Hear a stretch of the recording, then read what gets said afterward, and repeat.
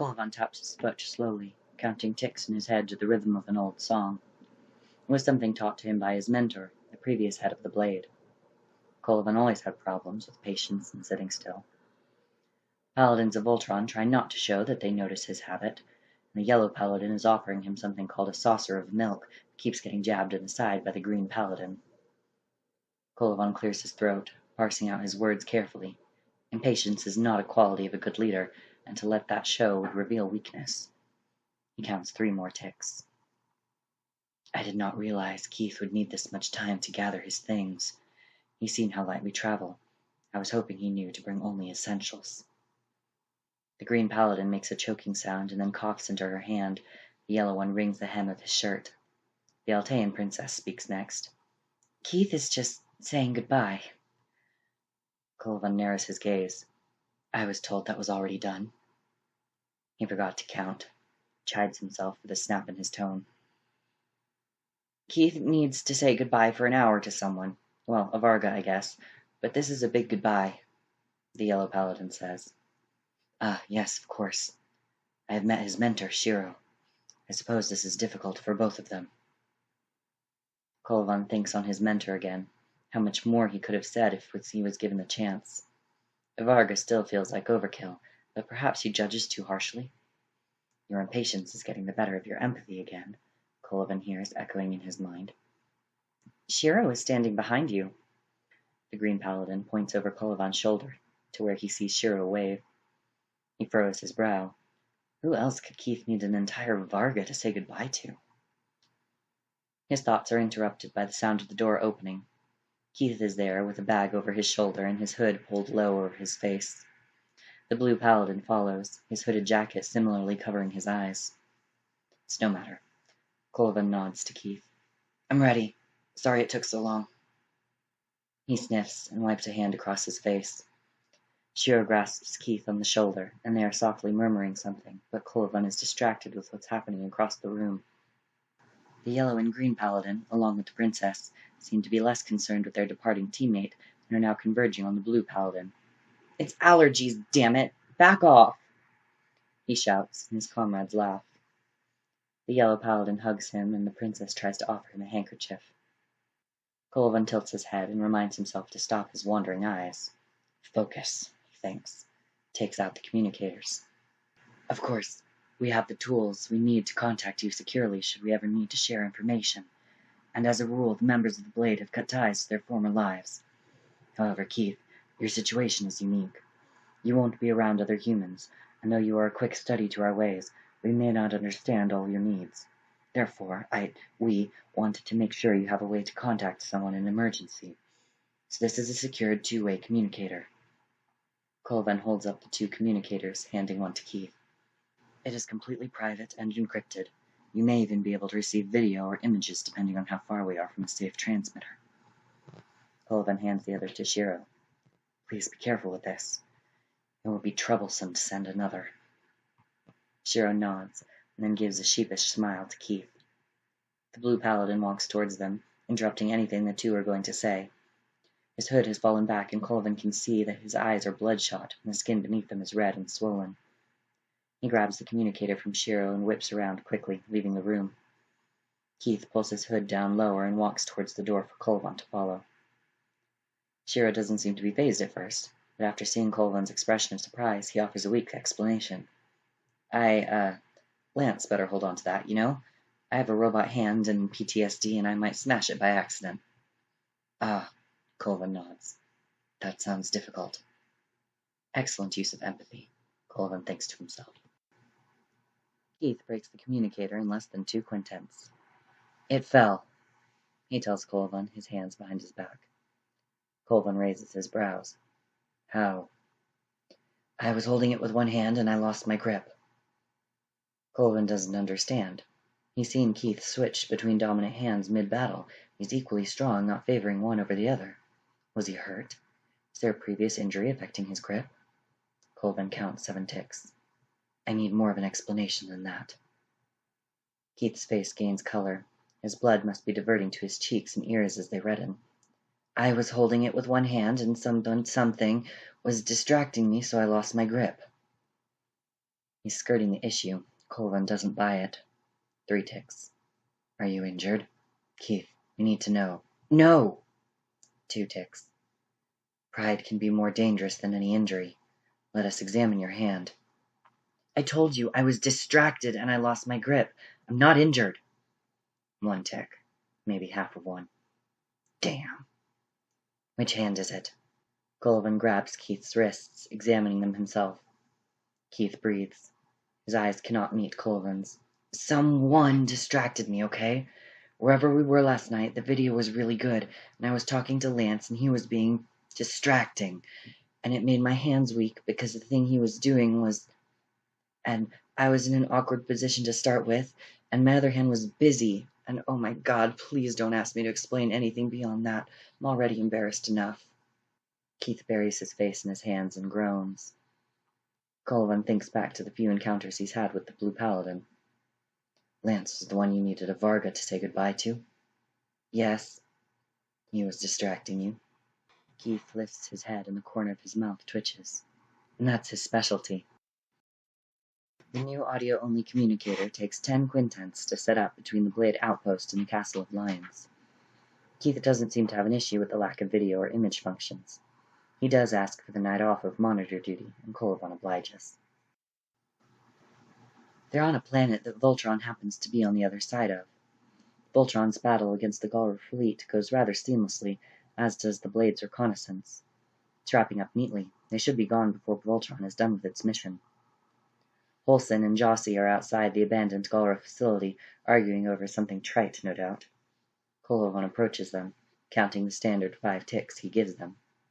Am I interrupting the idle chatter of younglings in between lessons?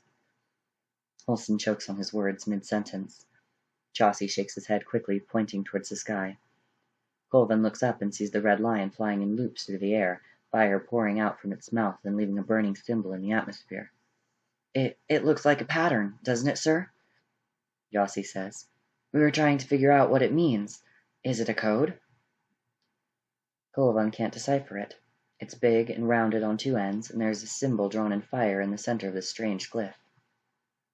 It's a heart, Keith says, taking down his visor and smiling softly at it. His hands clasp over his chest. Holson crosses his arms. Doesn't look like one. Where are the arteries? No, it's this, well, I guess it's a human thing. Your hearts look like that? I don't believe you. That thing is completely anatomically impractical. Holson sniffs.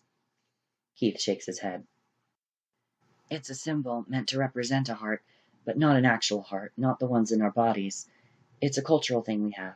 We talk about hearts in a non-literal sense. Ah. Holson is mollified by the explanation. And the symbols on the inside of the glyph? Keith rubs the back of his neck and coughs. K+L, he says quietly. Pardon? Keith coughs again. The letter K, the symbol for plus, the letter L. Kolivan counts 5 ticks before Jossie, ever the calculating one, puts it together. Keith, in your alphabet, what letter does your name begin with? Ooh, Holson coos as Keith turns around, putting his visor down. Kolivan looks back up at the sky as the red lion speeds across to the other side of the planet, the writing in the air starting to blow away with the wind. Kolivan usually gives Keith 10 ticks. He's decided it's the only way he's going to be able to parse out this small, anxious being called human. But tonight, he's giving Keith 20. Why are you out of uniform? Kolivan asks. It's dirty. Then clean it. I tried. It's still messed up. We have laundering soaps that can easily remove blood. This isn't blood. Kolivan gives him another set of 20 ticks. Keith wrings his hands. Look, I need space seltzer or bleach or a new uniform because I waited too long and it's set and it's, I'm sorry. What's set? A fluid. A human fluid. Keith feels sick with this new knowledge. Humans leak? You leaked fluid without realizing it? Is this typical, or should I be alarmed? Keith gets the red patches again. No, I knew.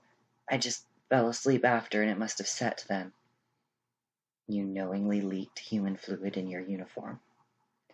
It was a rough night, and I was talking to Lance, and he distracted you again.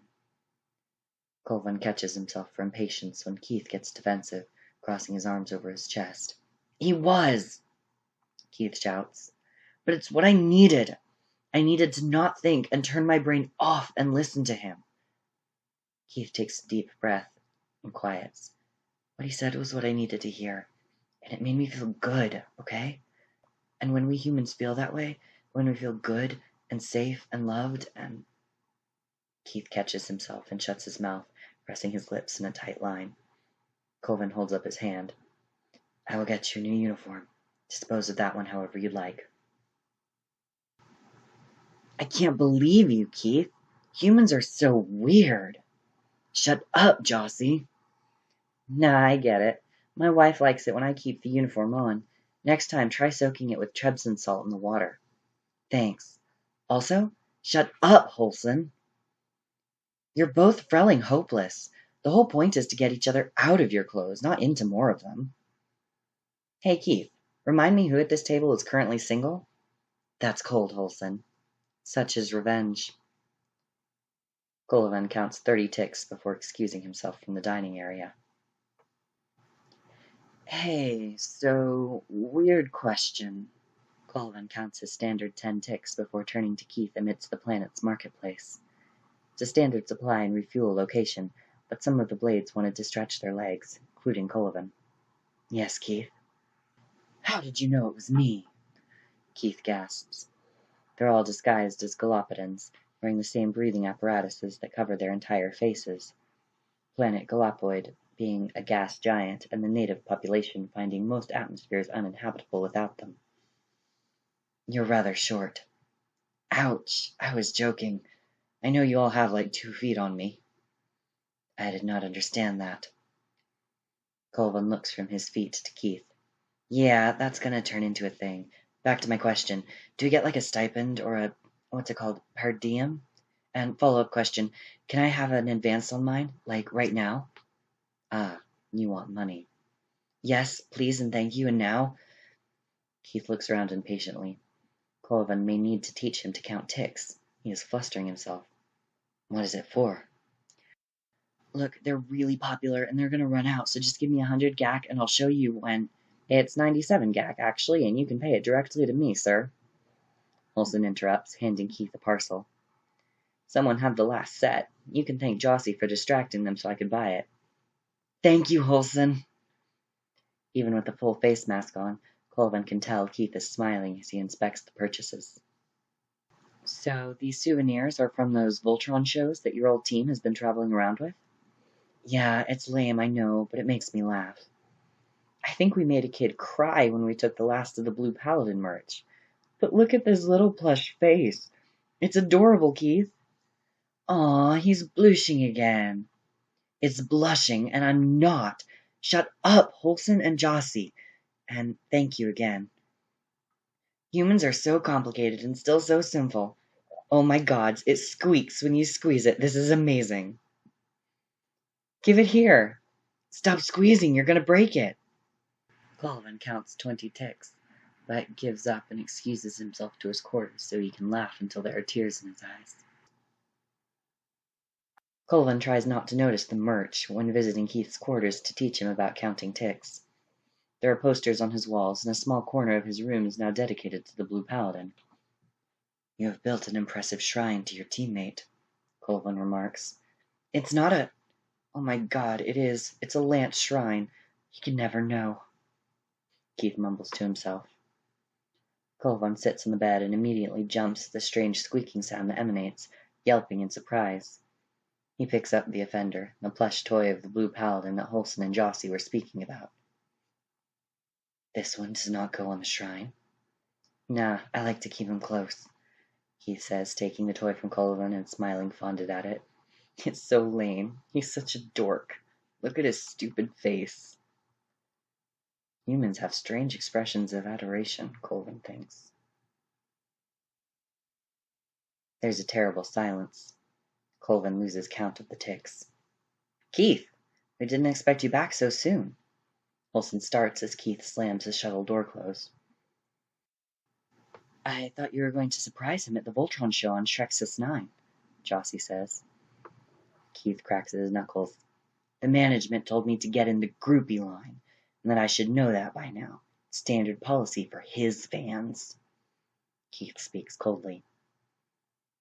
That's groupie? Olsen turns to Jossie with a look of confusion. I think he means people that have, intentions towards the Paladins. Uniformed standing ones. Oh, Frel. I'm sorry, Keith. Yeah, Frel.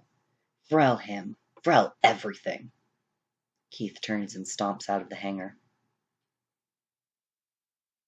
Keith drops the communicator, or what remains of it, on Kolivan's desk.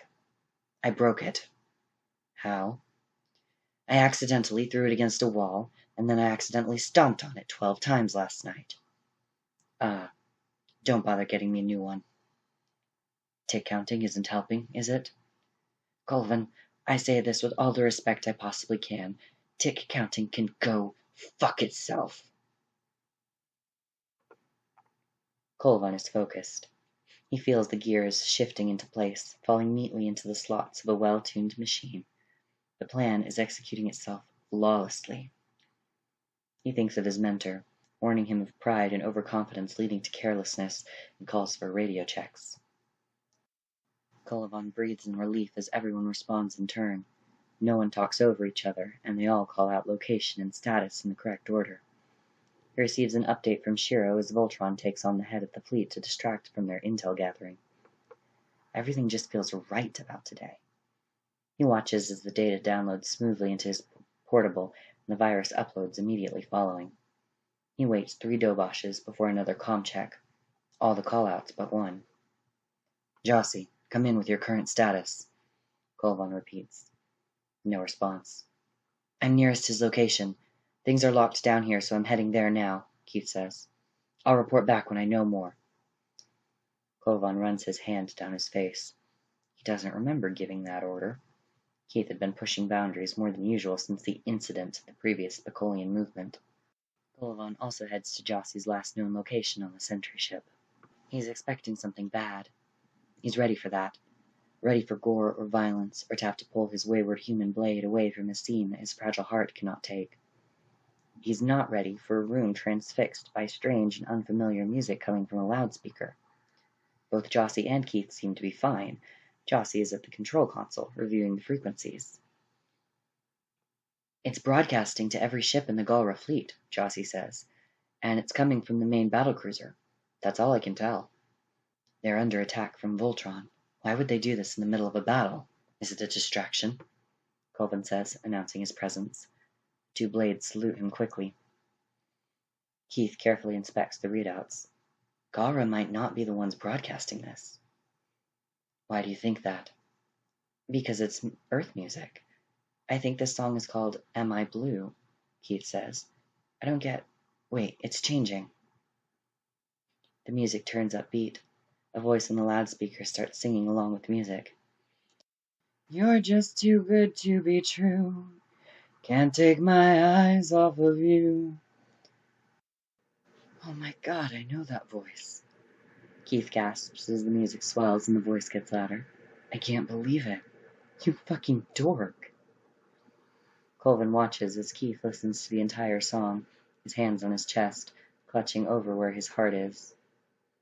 Kolivan taps his foot along to the beat. It's rather catchy. Maybe this could be his new tick-counting rhythm? The music fades out, and now he recognizes the voice as well. Thank you! That was Can't Take My Eyes Off of You, as made famous by Frankie Val in the 4 Seasons, as well as that awesome scene in 10 Things I Hate About You, which may or may not be some hypothetical person's favorite guilty pleasure movie. Now, here is one of my favorites, dedicated to that same hypothetical person, from a very real person who is sorry and who loves him a whole lot. So while Voltron blasts your ship to pieces, please enjoy I Only Have Eyes for You. 1, 2, 3, hit it, hunk! Kolivan arranges to get Keith a new communicator before he asks for one. Keith, go down to the hangar and help Olsen with the cargo. There's important stuff in there. Keith doesn't look up from his book of Galro poetry he's borrowed. I'm on monitor duty. Jossie smiles. I'll cover for you. Go to the hangar. But duty... Keith feebly waves his hand, not taking his eyes off the book. So much monitoring. Keith, report to the hangar and assist us with the cargo.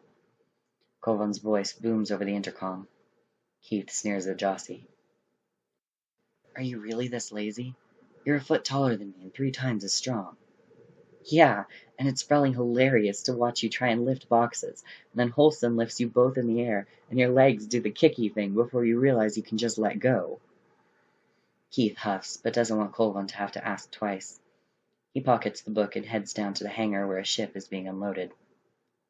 I'm here. Where's this cargo full of important stuff? Keith asks. Kolivan nods to Lance as he saunters out of the ship and into view. Hi, I'm important stuff. Keith yelps and launches himself across the room and into Lance's arms. Lance catches him with a laugh, and immediately their mouths lock in a passionate kiss. Keith wraps his legs around Lance's waist, and he adjusts his grip on Keith's backside to steady the hold. Gonna need to get that human a new uniform, Holston murmurs quietly to Kolivan. How long? Keith gasps for breath when he breaks the kiss. About 3 days. Quintense. Whatever. Not long enough, but who cares?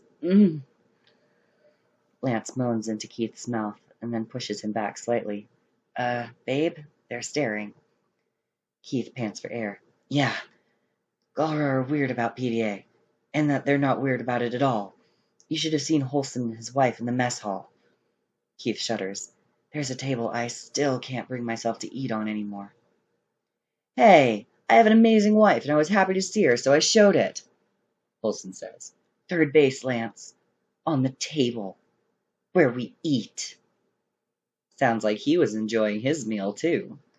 Lance waggles his eyebrows suggestively and smiles at Holston. Holston gasps. Keith, I like this human. May I be his friend? Keith sighs, pulling Lance out of the hangar. Give us a Varga. Jeez, you two are going to be a house on fire, he mumbles, walking away with Lance in tow. Kolivan doesn't bother counting ticks. There's not a number high enough to cure his desire to eat whalian curds spread on pickled Bamson toast in the middle of the night. He developed the habit from his mentor.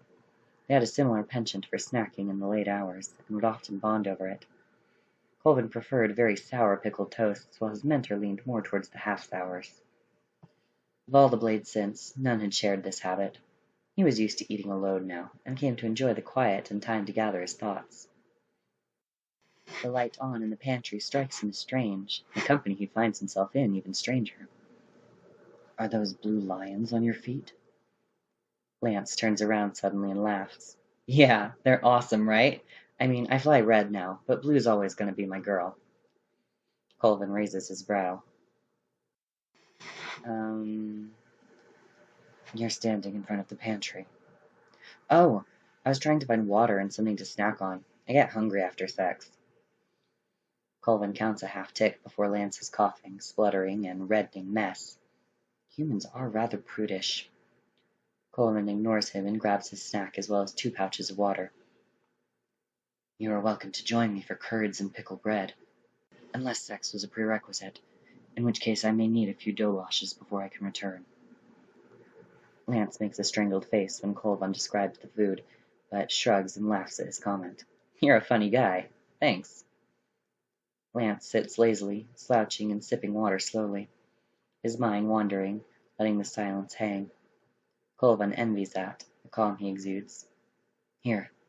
Kolivan hands him a piece of the pickle bread after it's been dressed with curds. If it's too much, I can see if we have half-sour.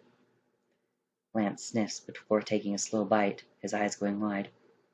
Oh my God, this is cheese! Whalian curds. Kolivan, please tell me where you got this and how much I can pay you to give us the rest, because this tastes like the best cheese I've ever had. Lance moans, savoring another bite. As much as Kolivan did relish silence and introspection, having a midnight snack buddy, as Lance put it, was preferable. Lance joins him again on the second night of his stay. Keith's out like a light right now. I mean, usually he's restless, but if we, have sex... Lance reddens. Yeah, if we have sex, he's just done, and he sleeps like a rock. I conk out for a bit, but then I get hungry and wake up.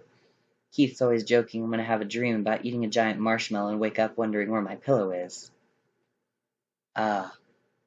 It's a joke, because marshmallows are these fluffy, chewy things that look like small pillows. Man, I wish my humor translated. Same. Lance smiles. Nah, you're a riot, Kolivan, I can tell. Damn. Lance laughs, and Kolivan eats another slice so he doesn't crack. He changes the subject instead. I am glad you were able to visit us. Keith has felt your absence. We have felt that as a result. Is he going all temper tantrums and sulking? No. His fondness for you shows itself, regardless of whether he realizes it. I mean, I love the Lance Shrine, but I'd say that's pretty overt. There are other ways. Colvin counts 3 ticks. He looks for you when you are not there, holds his hand over his heart when he is reminded of you. Aww. He's also broken 2 communicators and ruined a uniform because of you. Yeah, sorry about that. I don't understand why he simply did not tell me about your relationship at the beginning. Lance drums his fingers on the table. It might be easier for him just to not be reminded or think on it. Long distance is hard, especially when you go from seeing each other every day and then do a total 360 where you barely see your boyfriend and you're scheduling calls and driving yourself nuts finding the right way to angle the castle ship to get the right frequency. Even then, it's just a voice, and you're lucky if you get a whole Varga to talk before you're interrupted or cut off. Lance takes a long drink of water, adding quietly, It's been tough. I miss him so damn much. Colvin doesn't count ticks. Did you ask him to stay? Nope, never would. Cried a lot, kissed him for an hour, but made sure he knew I was going to be okay. Lance answers without hesitation. I love him, and yeah, it's way more work to maintain a relationship like this, but it's worth it because it's Keith. Lance smiles fondly. Colvin smiles as well and steeples his fingers together. He is lucky to have such a supportive partner. Lance leans back in his seat. Heck yeah! Please, remind him of that whenever you feel like it. Like, every morning, you could start your meeting with that as a daily affirmation. We are the Blade of Marmora, and Lance McLean is the greatest boyfriend ever. I'll consider it. Oh my gosh, do it just once, and film his expression? I'll pay you. I'll pay serious curd money for that. Kolivan smirks. Now, can you explain to me this prudish attitude he gets, and why he feels the need to lie to me constantly about it? Huh? The 2 of you have what appears to be a perfectly acceptable sexual component to your relationship, but when pressed on specifics, Keith is rather reluctant to come forward. As you know, Holston has a wife in the Resistance that he yearns for dearly, and when the 2 of them find time to reunite, they are all treated to graphic details of their sexual encounters. It unifies our group, and most of us find the expression of intimacy to be enjoyable. Those that don't simply ignore it. But we recognize the happiness that the physical expressions bring, and we are happy for a fellow Blade. Oh, that's probably a societal thing. This is like a job, and you're like his boss. Saying I broke this important communicator thing because my boyfriend is great at phone sex and I was busy fingering myself to orgasm isn't exactly a normal topic of conversation between a boss and subordinate. Lance shrugs. Humans are rather strange about what they choose to lie about, Colvin thinks. It's more frustrating to hear a flippant lie in Galra society. Lying is a craft, deception is an art form. Pitiful, small lies are as annoying as a buzzing insect. Lance laughs. Gotcha! Little white lies are bad. Oversharing and TMI is good. I'll talk to him. Thank you. I'm the boyfriend who's great at phone sex, by the way.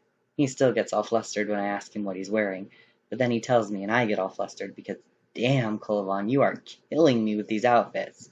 They have those lines and curves. Kolivan clears his throat. And would your death be without honor, or on him? Lance laughs so hard he falls out of his chair. It was good to have you stay with us, K+L. Olson claps Lance on the back. It's Lance. Jossie laughs. That's what we've decided we're calling you both. It's the name we've given your partnership when you're together. You're K+L. I still don't get it. I think they're saying K plus L. Remember when you wrote that in the sky? Keith says, outlining a heart in the air with his fingers. Babe, do your friends think we're like Bradgelina? Are we a name smush? That's awesome! Lance pumps his fist. Keith sighs and leans against Lance's shoulder. You're awesome. Lance kisses the top of his head. Guy, I miss you already. Shuttle's gonna leave in like 5 doboshes, according to Kolivan. Don't remind me. I wish we had more time. Keith turns and wraps his arms around Lance, hugging him close. Actually, the ship will leave in a Varga. I just told you it was sooner so you would have enough time to say goodbye to your boyfriend. Colvin says as he shoos the other blades away. Let us know when you'll be able to visit again. Keith and Lance have similar looks of gratitude and fondness as Colvin walks his fellow blades out of the hangar. Babe, take off your clothes. We're gonna ruin the hangar Holson style, Colvin hears Lance say as he closes the hangar doors. Keith places the broken communicator on Colvin's desk. I dropped it because Lance and I were having phone sex, and whoever came first lost, and he came first, and I was excited that I won, and I came also, but I flung it out of my hand and it hit the wall because I'm an idiot and I'm sorry. I see. Colvin counts 5 ticks. He's not needed more than that since Lance's visit. But this contest you won, correct? Yes? Excellent. Since you have brought honor to the blade, I shall issue you a new one. Had you lost, you would have been shamed and exiled. Lance is teaching you sarcasm, isn't he? He says I have the universe's best poker face, and it's a shame not to use it. In return, I am teaching him to count ticks, which is why I am surprised he lost. I told him I was wearing the uniform. Do you need Trebson salt? Please.